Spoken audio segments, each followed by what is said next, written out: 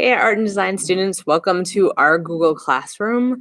You will notice that on the classwork page that there is an assignment in there for Zentangles. So what is a Zentangle? Basically, the idea is getting into creating patterns and repetition that helps you to relax. That was where that original idea came from. But what are Zentangles all about? They are about creating patterns and repetition of design that have to do with creating big details and then working down and adding small, medium-sized details to it, and then finally adding some small details into it. So you have a really nice pattern that goes beyond just like stripes and spots. So you'll notice that on the Google Classroom as well, that there are some examples of Zentangles, but you don't have to stick with just the examples that are there. You can absolutely create your own, combine them, change them, but make it, absolutely make it your own. So what are some things that you can do with your Zentangle design? You could just fill up a page with a big line looping around or zigzagging or doing whatever you want, and then filling in between those spaces with different patterns. You could create a landscape where it looks like, you have hills and trees and clouds in the sky, and you could fill in each of those things with different Zentangles.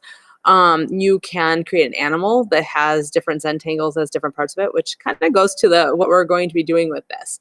So you've been working, of course, in class on your animals, your sea creatures, and what you'll be doing with these is you're going to actually be filling in your sea creatures, or working on the surface design of your sea creatures, adding patterns and a color scheme to it. So some of you have been working on your color scheme page. We'll get back to that, but right now I want you to just have some time to for the next few days to relax and get into creating these patterns. Have some fun with it again. Go do something creative with it, something different with it. So what are you going to be doing with this when you're all done with it? You're going to submit it to me on right here on Google Classroom. You can scan it in, you can take a photograph of it. However you do that, though, when you go into the actual assignment, you'll see that there's a place where you can attach a file.